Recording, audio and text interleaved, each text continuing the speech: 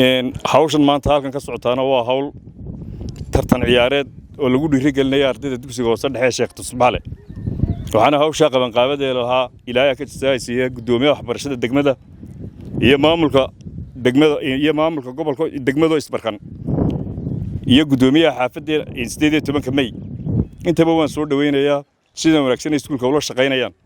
ardaydana waxaan farayaa inay ogaadaan waxaan inay iyagu leeyihiin oo ilaashadaan kolka ardayga waxa laga rabaa inaad adigu ilaashato oo cid walba uga jecel badato oo cidda wax yeelaysa adigu aad soo sheegto oo inuu hareeraha ka joogno sidii garoonkeena aynu ilaashan lahayn adeeriye iskuulkeena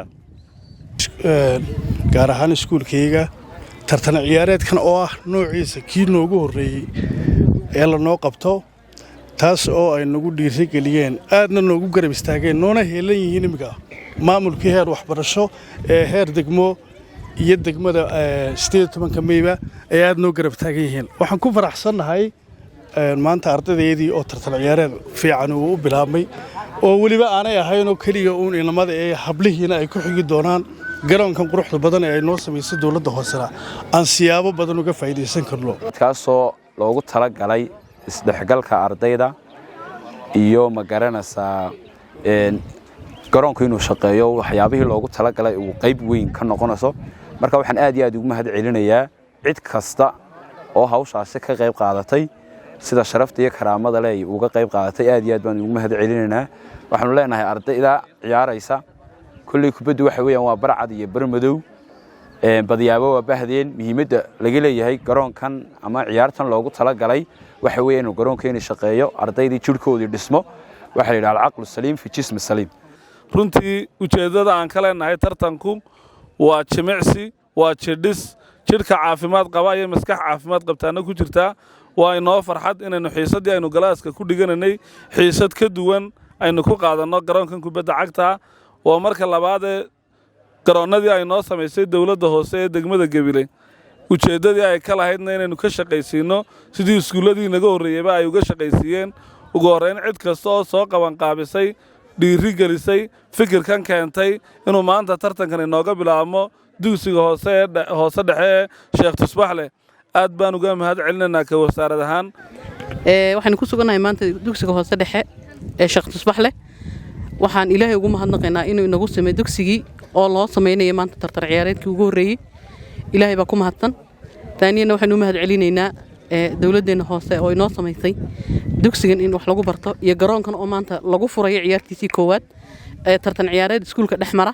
Ilaahay idinkiina waxaan rajaynayaa iskuulkan inuu la tartami doono iskuulada kale ee ficiisa ah waxaan leeyahay ardayda iyo macallimiinta halkan ku suganba waxa weeyaan bilow qurux badan oo aan ugu mahad celinayna maamulkeena gaar ahaan maamulka waxbarashada iyo maamulka gudoomiyaha ciyaaraha waxaan leeyahay